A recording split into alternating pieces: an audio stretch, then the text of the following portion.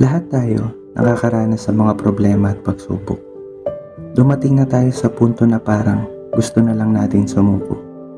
Yung problemang para bang hindi na matatapos. Mga pagsubok na parang tubig sa bukal na walang hintong pagagos. May mga oras na lalamunin tayo ng emosyon na idadaan na lang natin sa bakasyon dahil baka nandun ang solusyon. Gagala, iaakyat, lalangoy, iinom na lang palagi. Pero pagdating na kinabukasan, balik na naman sa dati.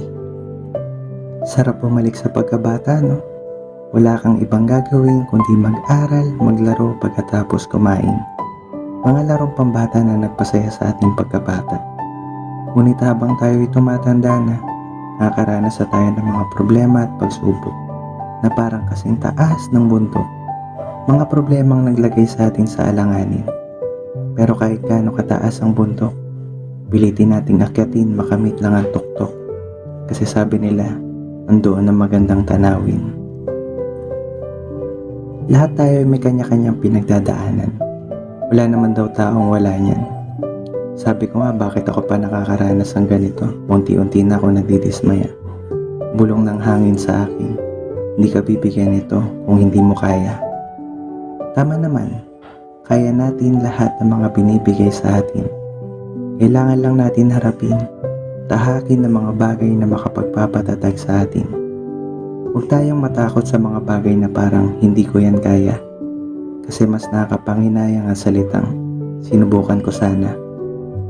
Puntong magtatanong sa sarili hanggang sa panaginip, paulit-ulit iniisip na nasa huli pala ang pagsisisi. Walang ibang makakatalo sa'yo kundi lubos na pag-iisip.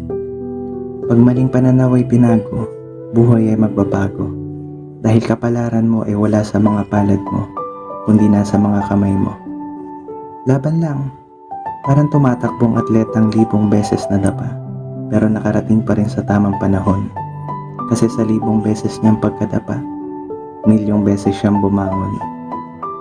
Minsan maapektuhan tayo sa sinasabi ng iba. Tatagan mo lang sa pagtayo ang iyong mga paa. Huwag kang panghinaan dahil ikaw mismo ang sandata sa digmaan. Hindi ka abot sa puntong yan para huminto lang dyan. Hindi ka rin makakarating sa iyong pupuntahan kung palagi mong lilingunin ng mga asong nagkakahulan.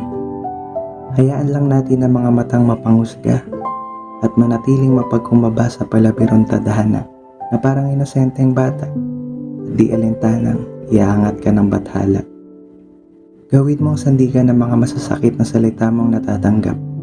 Walang kahit ano o kahit sinong makakapagpahinto sa taong nangangarap. Isang halimbawa ang batang sa ilalim ng madilim na ulap mo makikita. Umuhos man ang ulan, luhang pumapatak tuwing kumakalaman tiyan. Lahat titiisin makapagtinda lang ng sampagita.